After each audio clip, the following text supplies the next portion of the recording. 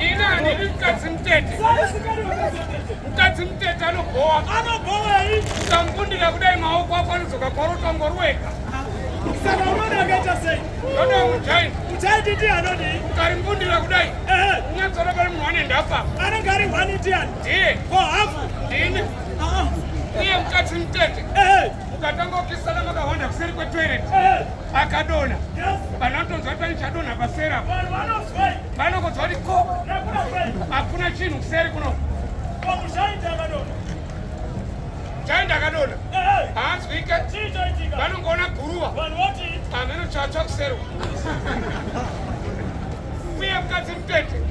Even ukatenga metiresi yakakura sei. Kana maku anonyura.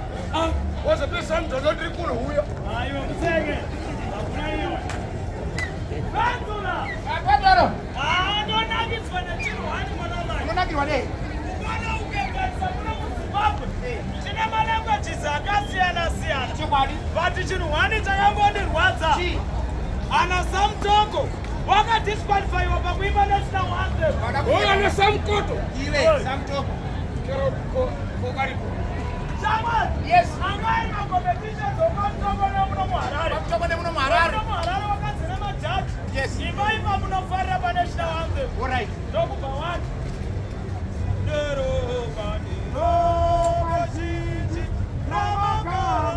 Wakabva aroverwa maoko. Wana Samtoko. Wabvanzi ndine muimbe maigone womuHarare. Wana Samtoko zvikati. Noroba. Ndakasaiwa hakuna noroba. Vaka kuri kuchechi. Waita naSamtoko. Yeah. Wekumasvingo. Ndio muno muHarare. Yes. Muno muHarare ndio wakatanga kuimba wakaimba nziyo yekuti rakanyorwa rikadzima mutsamba rakanyorwa rikadzima wakabva waroverwa maoko. Wekumasvingo wakabva wapinda vachiimbawo zvikazi ndokumasvingo rakanyorwa rikadzima. Zvakatsaiwa hakuna chinonzi kunyogwa. Ana Samtoko ndo wakapedzisira. Ndo wakapedzisira. Wanga wakawanda. Vakawanda. Vanosa. Ndoko komutoko ini. Kuti wachi. Kubi vacho. Komutoko. Anoona ukasvika pakoti kwababa.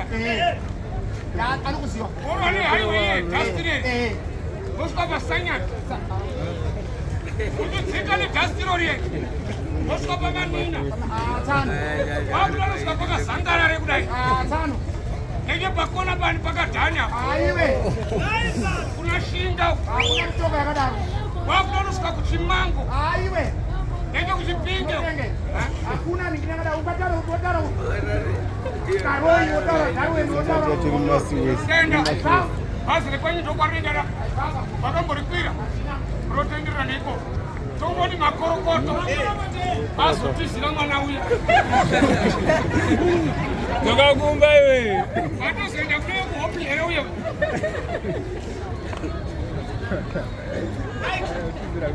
Watana Samtoko. Masvingo aimbarira nyogwa rikadzima.